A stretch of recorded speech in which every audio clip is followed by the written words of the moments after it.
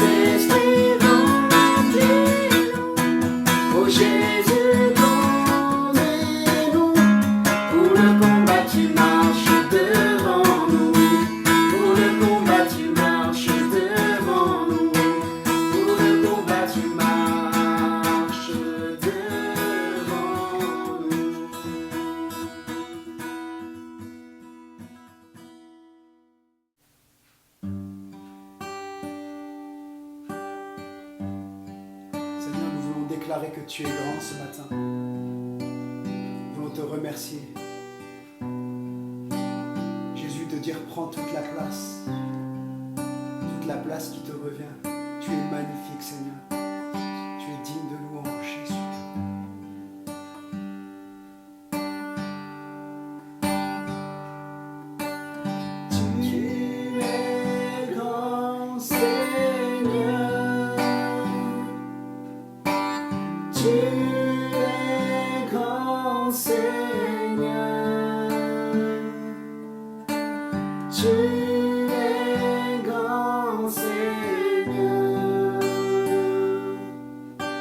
Tu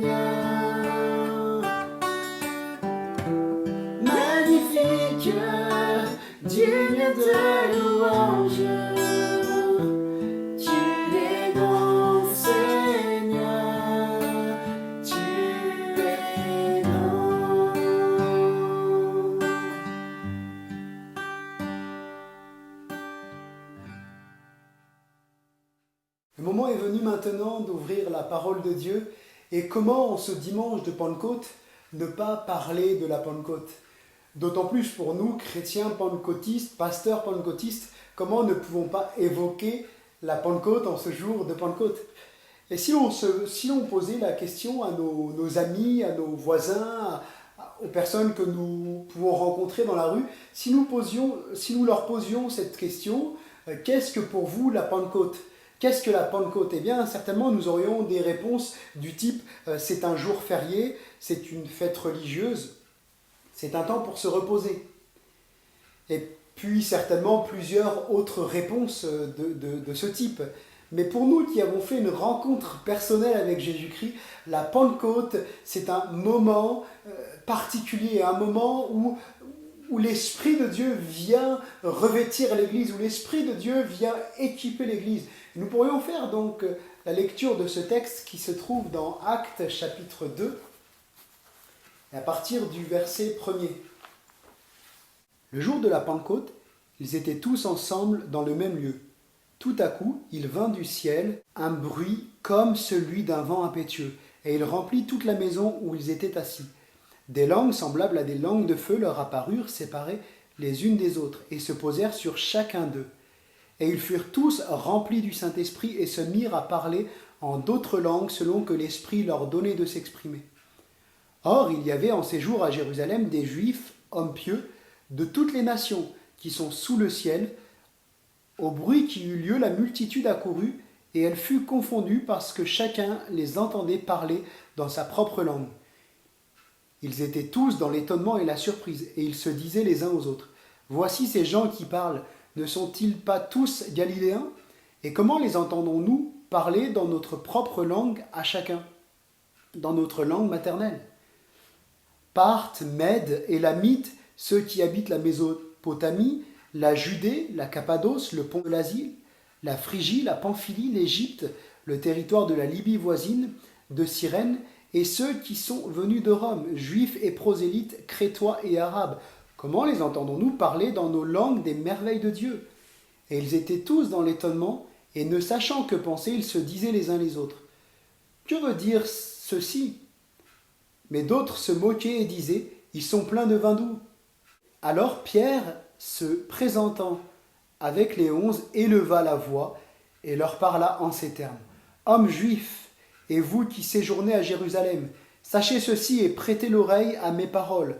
Ces gens ne sont pas ivres, comme vous le supposez, car c'est la 3e heure du jour. Mais c'est ici ce qui a été dit par le prophète Joël. Dans les derniers jours, dit Dieu, je répandrai de mon esprit sur toute chair. Vos fils et vos filles prophétiseront, vos jeunes gens auront des visions, et vos vieillards auront des songes. Oui, sur mes serviteurs et sur mes servantes, dans ces jours-là, je répandrai de mon esprit, et ils prophétiseront. Tout d'abord, il nous faut définir ce qu'est la Pentecôte. Nous voyons dans le début du texte que nous venons de lire, il est écrit le jour de la Pentecôte, montrant ainsi que la Pentecôte n'est pas une fête instituée par la religion chrétienne, par le christianisme, mais une fête qui existait déjà du temps des contemporains de Jésus. Et nous le voyons, le jour de la Pentecôte. Je vous propose donc que nous puissions, dans ce premier point, définir ensemble ce qu'est la Pentecôte. Premièrement, l'étymologie de la Pentecôte. Le mot Pentecôte est issu du grec Pentecosté, qui signifie 50e jour. Car cette fête était célébrée 50 jours après la fête de la Pâque. En hébreu, le mot traduit par Pentecôte est Shavuot. Et Shavuot signifie semaine. Cette fête est aussi appelée la fête des semaines ou la fête des moissons. Comme nous l'avons vu, la fête de la Pentecôte existait avant Jésus. Maintenant que nous avons vu l'étymologie de ce mot, du mot Pentecôte, nous allons aller un peu plus loin et tenter de comprendre ce qu'est la fête juive de la Pentecôte. La Pentecôte juive, le Shavuot, c'est la fête de la moisson, qui a lieu donc 7 semaines, comme nous l'avons dit, 7 semaines après la fête de Pessa, donc la fête de Pâques, qui était la fête de Pâques qui célébrait donc la sortie du peuple d'Israël, du pays d'Égypte, de l'esclavage lourd et pesant d'Égypte où Dieu retire son peuple, le peuple d'Israël, le fait sortir de l'esclavage d'Égypte. La Pentecôte juive, la Shavuot, a en fait plusieurs significations. La première, comme nous l'avons dit, elle est appelée la fête de la moisson. La fête de la moisson, c'est une fête où on remercie Dieu pour ses bénédictions. Cette fête est instaurée par Dieu pour qu'elle soit pratiquée par le peuple de Dieu, par le peuple d'Israël, lorsqu'ils seront entrés en Canaan. Et nous trouvons ça dans Lévitique chapitre 23, à partir du verset 9 et jusqu'au verset 22. Pendant cette fête de la moisson, le peuple doit offrir des offrandes volontaires, des prémices de la moisson, comme pour remercier le Seigneur des bénédictions qu'il leur a accordées. On trouve ceci dans Deutéronome au chapitre 16, au verset 9 à 12, et puis dans Exode chapitre 34 et au verset 22. Et si pendant ces moments de Pentecôte, nous prenions également un temps précieux pour remercier le Seigneur. Remercier le Seigneur pour ses bénédictions, pour tout ce qu'il nous donne, toutes les grâces qu'il nous a accordées. Et puis, la plus grande bénédiction, la plus grande des grâces, frères et sœurs, c'est qu'il nous est sauvés, c'est qu'il est venu parler à nos cœurs, c'est qu'il est venu nous rencontrer alors que nous étions pécheurs et perdus sans lui. C'est la plus grande des bénédictions. Et finalement, même si le Seigneur nous comble de bénédictions, qu'elles soient matérielles, morales ou autres, mais finalement, la plus grande des bénédictions, c'est d'appartenir à notre Créateur, c'est d'être réconcilié avec lui, c'est de savoir qu'un jour, nous allons aller au ciel parce que nous sommes réconciliés avec Dieu. Alléluia. Alors prenons un temps pendant ce moment de Pentecôte pour le remercier pour toutes ces bénédictions qu'il nous accorde. Et puis aussi, la fête de la Pentecôte, la Shavuot, c'est la liberté de l'esclavage du péché. C'est une fête importante qui a lieu 7 semaines après la fête de Pessa, donc la fête de Pâques, qui célébrait, comme nous le disions, la sortie du peuple juif du pays d'Égypte. On trouve ceci dans Exode chapitre 23 et au verset 15 à 16. De plus, au moment où Dieu instaure la fête la fête des semaines, la fête de la Pentecôte, en Deutéronome 16, il dit au verset 12, « Tu te souviendras que tu as été esclave en Égypte, et tu observeras et mettras ces lois en pratique. » Une fête où le peuple d'Israël est appelé une fois de plus à se souvenir de l'esclavage où il était, comment Dieu l'a sorti de son esclavage. Une fête où Dieu dit, tu te souviendras que tu as été esclave en Égypte, tu te souviendras que tu as été esclave et tu te souviendras comment ton Dieu t'a délivré, comment ton Dieu t'a sorti de l'esclavage. Et tu obéiras à la loi, tu obéiras à ma parole, dit le Seigneur. Eh bien, rappelons-nous en ce jour de Pentecôte d'où Dieu nous a sortis. De l'esclavage d'où le Seigneur nous a sortis. Alors ce n'est pas de retourner dans notre vie passée pour nous faire du mal, pour nous meurtrir et nous dire « Ah, j'ai été comme ça, pourquoi j'ai fait ceci, pourquoi j'ai fait cela ?» Non, mais pour bénir le Seigneur de ce qui nous a arrachés de l'esclavage du péché. Dieu, Jésus-Christ, en mourant sur la croix, nous a retirés de l'esclavage de Satan. Il nous a retirés de l'esclavage du péché. Il nous a fait passer des ténèbres, comme le dit la parole de Dieu, à son admirable lumière. Alors, souvenons-nous de cela et adorons le Seigneur en ce jour de Pentecôte, de nous avoir sortis de l'esclavage du péché, de l'esclavage de Satan, et comme il a fait entrer le peuple d'Israël dans le pays de Canaan, dans la terre promise que Dieu avait promise au peuple d'Israël, eh bien il nous a fait entrer aussi dans cette terre promise, qui est le salut en Jésus-Christ. Nous savons, en ayant accepté Jésus dans nos cœurs comme notre Seigneur et notre Sauveur personnel, bien nous avons accepté le salut de Dieu. Nous savons qu'un jour, nous entrerons aussi dans cette terre promise, qui est la vie éternelle, le paradis céleste. Gloire à Dieu. Réjouissons-nous en ce jour de Pentecôte de ce que le Seigneur nous a retirés de l'esclavage du péché et a fait de nous des personnes nouvelles, des personnes transformées. Et puis, la troisième signification de la fête de Shavuot, de la Pentecôte, c'est aimer la parole de Dieu. La fête de Shavuot est aussi appelée Matan Torah, qui signifie le don de la Torah. Car pour les Juifs, les 7 semaines font aussi référence aux 7 semaines entre la sortie d'Égypte, donc entre la fête de Pâques et le don de la Torah. Au moment où Dieu va donner la Torah, la loi sur le mont Sinaï, va faire don de sa parole, de la parole de Dieu. Pour eux, Shavuot, c'est aussi le moment, un des moments les plus importants dans l'histoire d'Israël, où Dieu parle à son peuple, où Dieu communique la loi, communique la Torah. Et c'est pour eux un moment très important. Et si nous aussi, nous faisons de ce jour de Pentecôte un temps pour remercier Dieu de nous avoir laissé sa parole, de nous avoir laissé la Bible, où Christ, par son esprit, quand nous lisons sa parole, nous conduit, nous instruit, nous enseigne dans la vérité. Parce que la parole de Dieu nous dit que toute l'écriture est inspirée de Dieu. Alléluia, Dieu nous a laissé sa parole. Et nous pouvons dire merci Seigneur, merci pour ta parole, merci parce que tu es venu nous parler. Et bien plus encore, comme il est écrit dans Jean chapitre 1er, la parole a été faite chair, elle a habité parmi nous, pleine de grâce. Alors Seigneur, merci pour ta parole qui a été faite chair, merci pour Jésus-Christ qui est cette parole faite chair, et nous serrons la parole de Dieu dans nos cœurs. Un chrétien, c'est quelqu'un qui serre la parole de Dieu, la Bible dans son cœur, parce que Jésus va dire, si vous demeurez dans ma parole, vous êtes vraiment mes disciples. Et puis Jésus aussi dit que pas un seul trait de lettre ne sera retiré, pas un seul iota ne sera retiré de la parole de Dieu. Il dit que le ciel et la terre passeront, mais sa parole ne passera pas. Alors, peut-être dans ces temps troublés où on voudrait nous, petit à petit, écarter les chrétiens de la parole de Dieu, les écarter en disant, mais oui, mais c'est écrit ça dans la Bible, mais tu vois, la Bible elle est un peu dépassée. Non, aimons la parole de Dieu. Et en ce jour de Pentecôte, eh bien, remercions Dieu pour sa parole et cherchons toujours à lui plaire et à nous conformer aux Écritures. Le deuxième point de ce message, c'est la Pentecôte, accomplissement d'une promesse divine. Maintenant, nous allons pouvoir aller un peu plus loin. Maintenant que nous avons vu l'histoire juive de la Pentecôte, de la Shavuot, donc la fête juive de la Pentecôte, nous allons aller un peu plus loin dans la signification de la Pentecôte. Nous avons vu que le mot Pentecôte, le mot grec, c'était signifié 50e jour. Dieu est le maître du temps.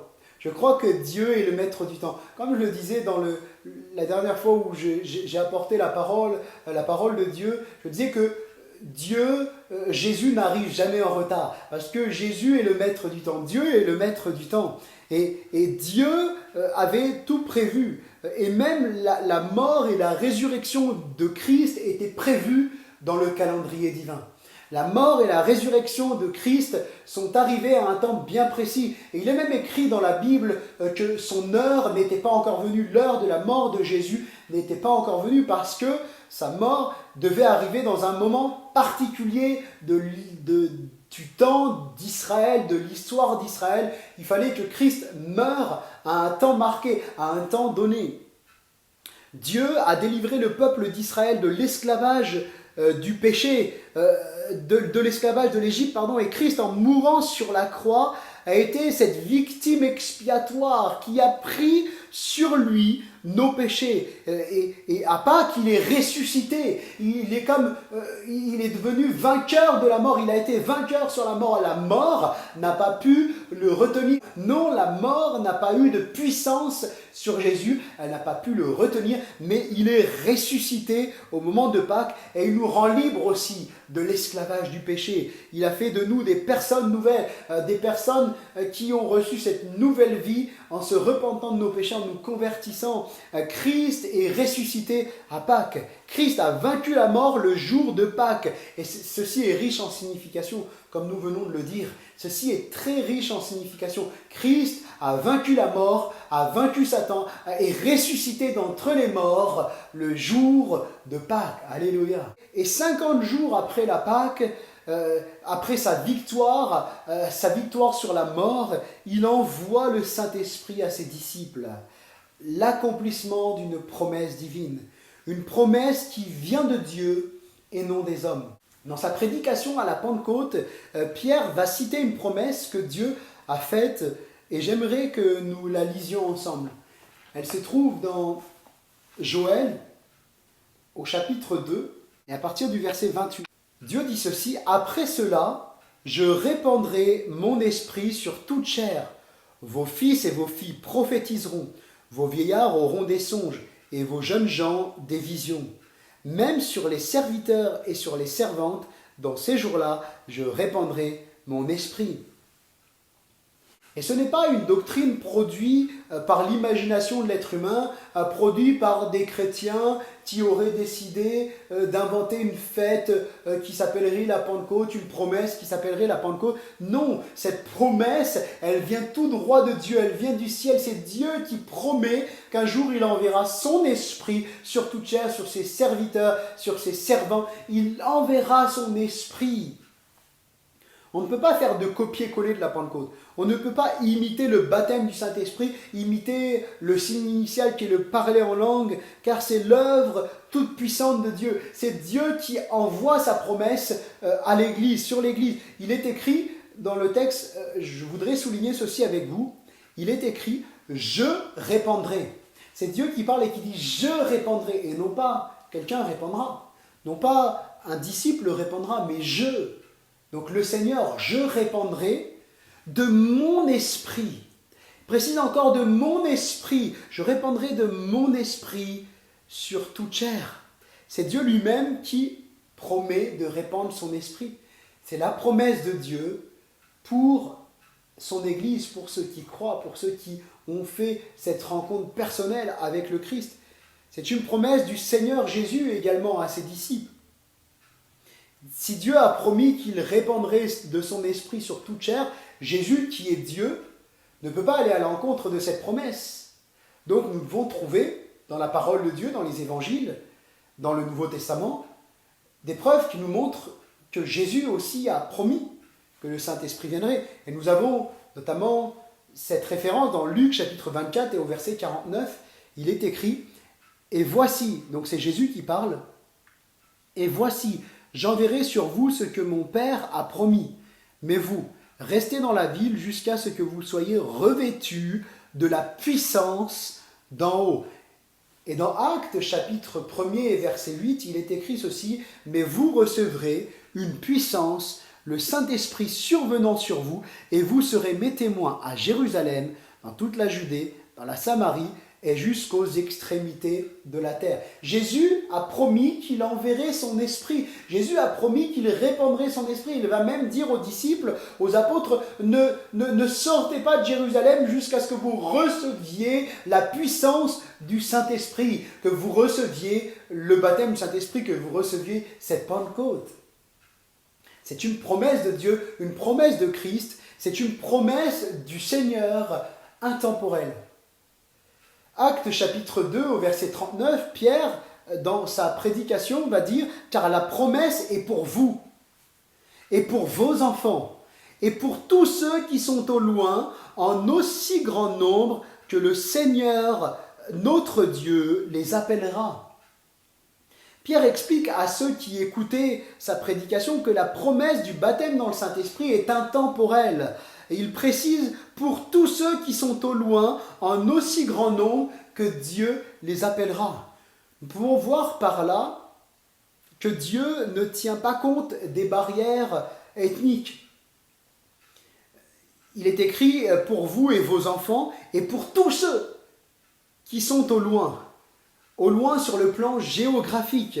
L'Esprit n'est plus simplement sur quelques personnes en Israël, sur quelques prophètes, sur quelques personnes dans le pays d'Israël, mais l'Esprit sera répandu pour tous ceux qui sont au loin, même au plus loin d'Israël, tous ceux qui sont nés de nouveau, qui ont rencontré le Seigneur Jésus, qui se sont repentis de leurs péchés. Eh bien, la promesse est pour tous ceux qui sont au loin, même pour ceux qui ne sont pas en Israël. N'est-ce pas merveilleux que Dieu étende sa promesse, et comme il va dire dans la prophétie de Joël, « Je répandrai de mon esprit sur toute chair ». Il n'y a plus de distinction ethnique. Tu ne fais pas partie d'Israël, donc tu ne peux pas être rempli du Saint-Esprit, baptisé du Saint-Esprit. Non, le Seigneur Jésus va étendre sa promesse au monde entier, à tous ceux qui croient en lui et qui l'acceptent comme Seigneur et Sauveur. Et puis cette promesse a aussi une dimension intemporelle.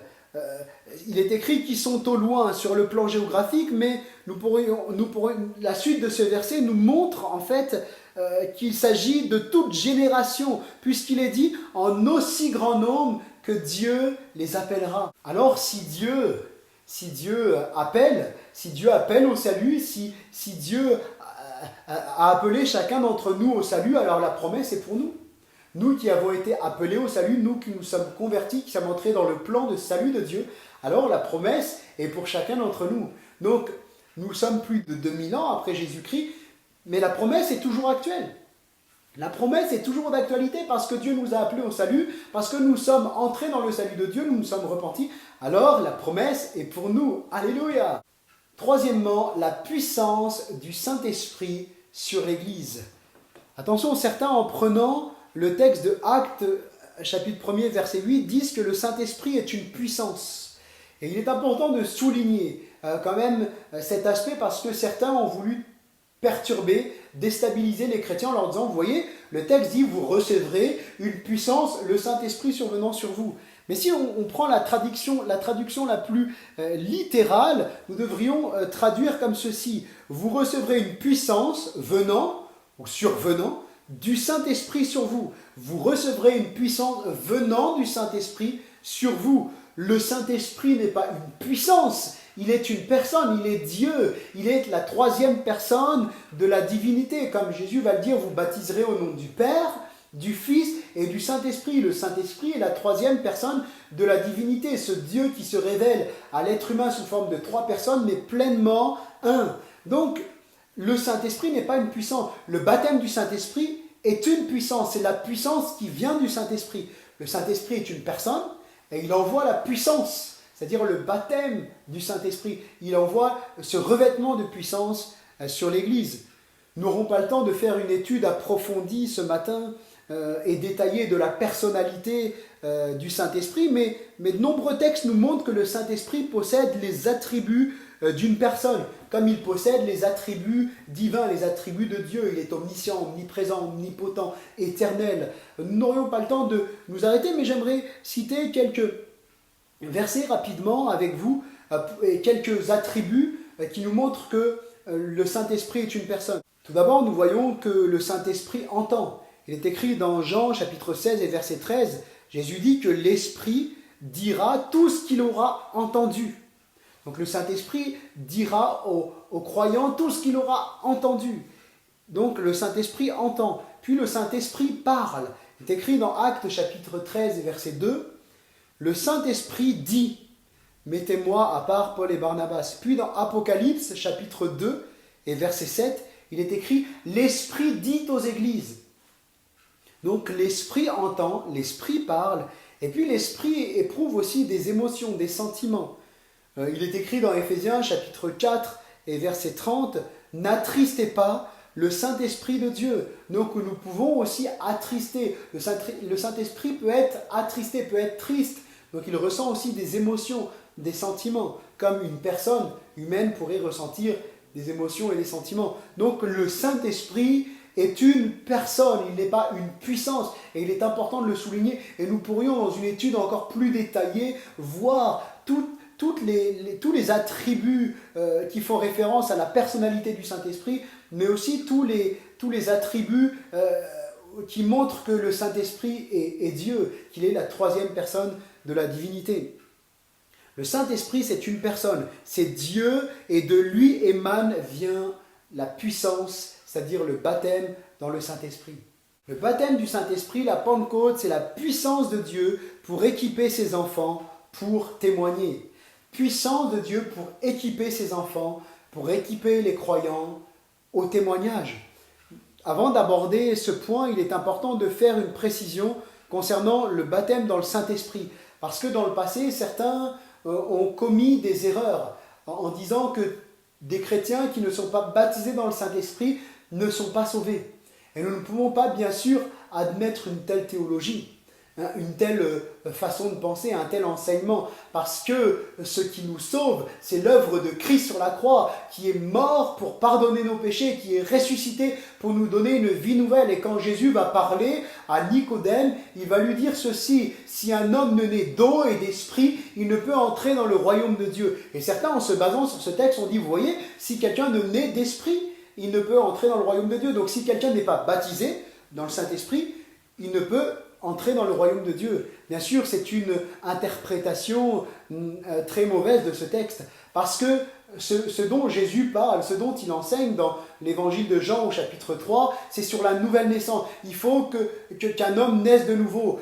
Personne ne peut entrer dans le royaume des cieux s'il ne passe par la nouvelle naissance. Et la nouvelle naissance, c'est quoi? C'est tout simplement l'Esprit de Dieu quand on se repent de ses péchés. Donc, on est convaincu par l'Esprit de Dieu qu'on est pécheur, qu'on est séparé de Dieu, on demande pardon pour nos péchés, on réalise la tristesse qu'on a, la tristesse que Dieu a, qu'on vive loin de lui, et puis on est triste nous-mêmes de cela et on demande pardon au Seigneur pour nos péchés, et puis on se tourne vers Jésus, on accepte l'œuvre de la croix. Eh bien le Saint-Esprit vient en nous et il permet cette nouvelle naissance. Notre esprit qui était mort au péché est désormais vivant pour Christ. Donc on est de nouveau, c'est une naissance intérieure. Donc c'est à ne pas confondre entre l'esprit en nous, quand il est parlé dans la Bible de l'esprit en nous, c'est-à-dire à la nouvelle naissance, d'accepter Christ comme son sauveur personnel, donc comme beaucoup ont pu le faire, et puis l'esprit sur nous. Dans Actes chapitre 1er verset 8, vous recevrez une puissance, le Saint-Esprit survenant sur vous, ou une puissance venant du Saint-Esprit sur vous, et c'est non plus en nous. Les apôtres étaient nés de nouveau, étaient chrétiens, et ils ont eu besoin de cette puissance du Saint-Esprit sur eux, non pas pour leur salut, mais pour être des témoins, pour être équipés pour le témoignage. Et il nous suffit juste de regarder le Pierre d'avant la Pentecôte et le Pierre d'après la Pentecôte. C'est un Pierre zélé, un Pierre qui prêche enflammé par l'Esprit de Dieu et dont les personnes, l'Esprit va toucher le cœur de ces personnes, vont être convaincues. Nous voyons vraiment l'action de l'Esprit de Dieu pour le témoignage, pour la prédication. Donc il nous faut effectivement distinguer l'Esprit de Dieu qui vient en nous, donc c'est la nouvelle naissance, on est sauvé. Une personne qui n'est pas encore baptisée dans le Saint-Esprit, mais qui a accepté Christ comme son sauveur, qui a demandé pardon pour ses péchés, qui a vécu une vraie rencontre avec le Christ, est sauvé. Parce qu'on est sauvé sur la base de notre foi en Jésus-Christ, le sauveur qui a pardonné nos péchés à la croix. Et puis il y a le baptême du Saint-Esprit, donc la puissance de l'Esprit sur nous. Donc, si on devait résumer, l'Esprit en nous, comme je le disais, c'est la nouvelle naissance, et l'Esprit sur nous, c'est le baptême dans le Saint-Esprit. Il est dit dans Actes 1,8, vous recevrez la puissance survenant du Saint-Esprit sur vous, et vous serez mes témoins. Le baptême dans le Saint-Esprit, c'est cette puissance pour le témoignage, notamment pour l'exercice des dons spirituels. Le but, l'objectif de Dieu, c'est de nous équiper pour témoigner. Nous voyons premièrement que quand Jésus fait cette promesse, vous recevrez la puissance du Saint-Esprit qui surviendra sur vous et vous serez mes témoins. Ce que Dieu veut, c'est nous équiper pour être des témoins. Et si ce matin nous prenions ce temps, le jour de la Pentecôte, de dire Seigneur, équipe-moi, Seigneur, renouvelle-moi de ton esprit, Seigneur, équipe-moi pour que je sois un témoin efficace. À chaque fois que je témoigne, accompagne ta parole, mets en moi des dons spirituels, accompagne mon témoignage, mets en moi des dons spirituels pour que mon témoignage soit efficace, pour que quand je parle de toi, des personnes soient touchées par le message de l'Évangile. Seigneur, viens m'équiper. En ce jour de Pentecôte, viens me renouveler dans le Saint-Esprit, viens me baptiser du Saint-Esprit. C'est une puissance pour le témoignage et pour équiper l'Église pour le témoignage, puis c'est une puissance de Dieu pour l'édification, c'est-à-dire la croissance de l'Église. Il est écrit dans la prophétie que Joël a donnée, inspirée par Dieu, et puis que Pierre va souligner, « Vos fils et vos filles prophétiseront ». Le baptême du Saint-Esprit nous donne accès aux dons spirituels. Nous reconnaissons une personne qui est baptisée dans le Saint-Esprit par le signe initial de ce baptême dans le Saint-Esprit, qui est le parler en langue. Nous trouvons cela, comme nous l'avons lu dans Actes chapitre 2, et au verset 1er jusqu'au verset 4, puis dans Actes 10, 44 à 48, dans Actes 19, versets 1 à 7, dans Marc chapitre 16, versets 15 à 18, et dans 1 Corinthiens, chapitre 14, verset 2. D'ailleurs, chaque fois qu'il y a baptême dans le Saint-Esprit, dans les Écritures, dans le Nouveau Testament, il y a systématiquement le parler en langue. Et nous voyons dans Actes 10, 44 à 48 et 19, 1 à 7, nous voyons que même Pierre va reconnaître que ces personnes sont chrétiennes, ces personnes non juives dans la famille de Corneille, ces personnes non juives se sont vraiment converties parce qu'ils reçoivent le don du Saint-Esprit et se mettent à parler en langue. Ils sont baptisés dans le Saint-Esprit et se mettent à parler en langue. Et Pierre réalise que le salut finalement s'étend aux païens parce que non seulement Dieu les sauve, mais il arrive à comprendre qu'ils sont sauvés parce que le baptême du Saint-Esprit se manifeste par le parler en langue. Bien sûr, Pierre, étant juif, avait besoin d'un tel signe pour voir que ces personnes étaient vraiment converties et nées de nouveau. Le baptême du Saint-Esprit permet au don spirituel de se manifester chez le croyant pour l'utilité commune.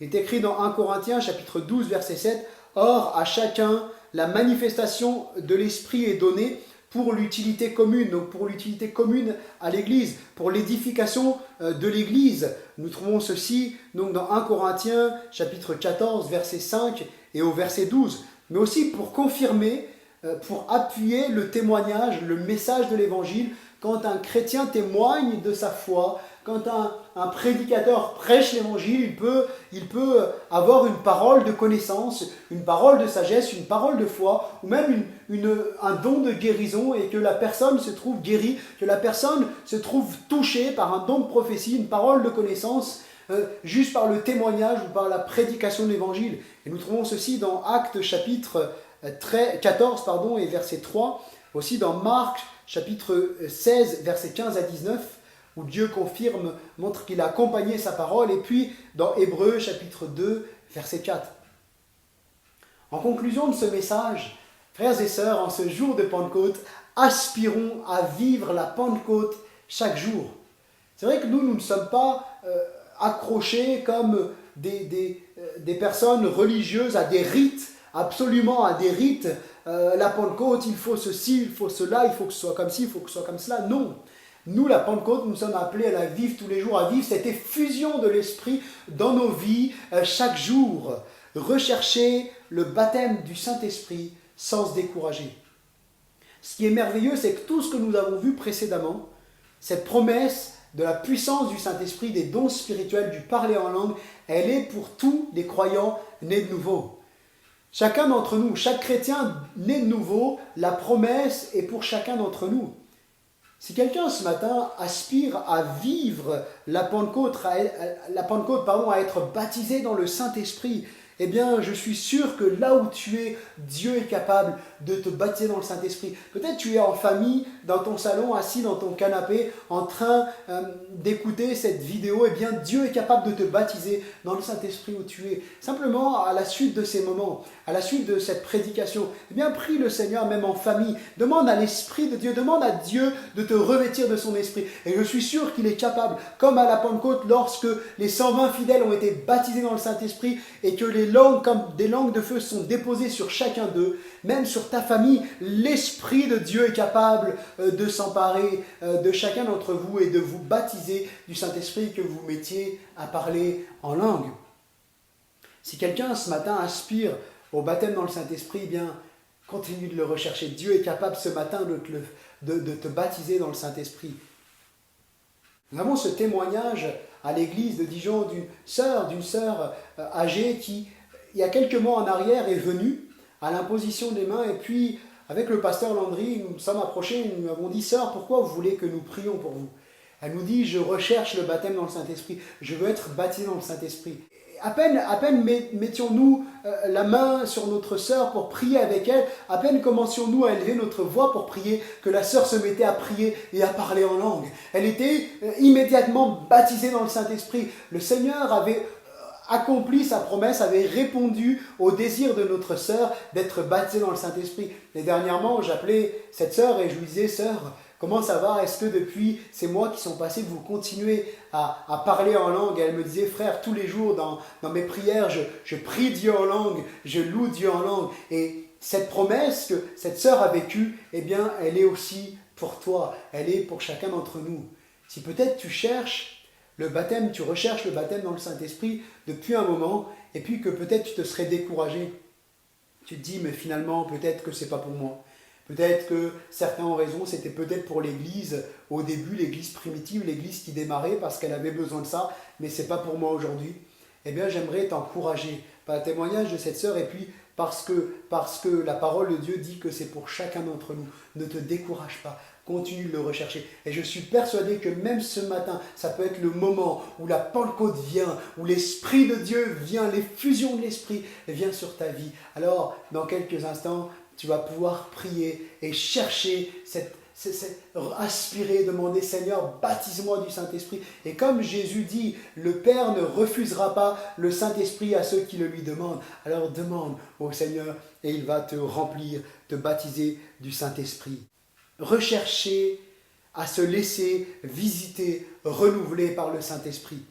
Éphésiens chapitre 5, verset 18, il est dit, « Ne vous enivrez pas de vin, c'est de la débauche. Soyez au contraire remplis de l'Esprit. » Nous voyons plusieurs cas dans les Écritures de personnes qui ont été baptisées du Saint-Esprit et il est dit plus loin qu'ils sont à nouveau revêtus du Saint-Esprit, visités du Saint-Esprit. Nous voyons déjà Jésus qui reçoit le baptême du Saint-Esprit dans Luc chapitre 3 au verset 21. Puis il est écrit plus loin qu'il va être revêtu de la puissance de l'Esprit. Dans Luc chapitre 4 et verset 1er au verset 14. Jésus, avant d'aller dans le désert, il est baptisé dans le Saint-Esprit. L'Esprit vient sur lui comme une colombe. Et puis, il ressort du désert et il est à nouveau visité par l'Esprit de Dieu. À nouveau comme saisi, rempli du Saint-Esprit. Et nous avons aussi l'exemple de l'apôtre Pierre, qui a été baptisé dans le Saint-Esprit. Donc, comme nous l'avons lu dans Acte 2, il était donc dans la chambre haute avec les 120 fidèles. Puis, il est à nouveau rempli du Saint-Esprit dans Actes chapitre 4, verset 8. Puis Étienne également. Étienne qui est baptisé du Saint-Esprit dans Actes chapitre 6, au verset 3 et au verset 8, et qui va être renouvelé dans le Saint-Esprit dans Actes chapitre 7, et au verset 55. Alors, en ce dimanche, nous qui sommes aussi baptisés dans le Saint-Esprit, cherchons à être renouvelés, cherchons à ce que la Pentecôte soit encore là, comme effective, que ce ne soit pas simplement un jour sur le calendrier, mais disons, Seigneur, ce matin, viens me remplir du Saint-Esprit, viens encore me visiter, qu'il y ait encore cette effusion sur ma vie. Je veux vraiment être renouvelé dans le baptême du Saint-Esprit, je veux vraiment que tu me renouvelles, que tu me visites par le Saint-Esprit. Alléluia. Alors, en ce jour de Pentecôte, ce matin, dans nos temps de culte, vivons la Pentecôte et laissons l'Esprit nous renouveler. La puissance, littéralement la dynamite, le dynamisme de l'Esprit, la puissance du Saint-Esprit venir sur nous et nous renouveler pour aller plus loin avec le Seigneur. Alléluia. Merci d'avoir participé à ces moments, d'avoir avec moi médité la parole de Dieu. Que le Seigneur vous bénisse, que le Seigneur vous remplisse de son esprit et vous encourage. Je vous souhaite un bon dimanche à chacun et on se dit à très bientôt.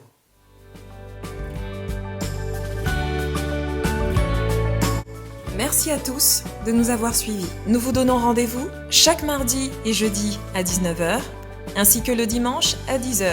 N'hésitez pas à vous abonner à notre chaîne YouTube. Vous pouvez également nous suivre sur notre page Facebook.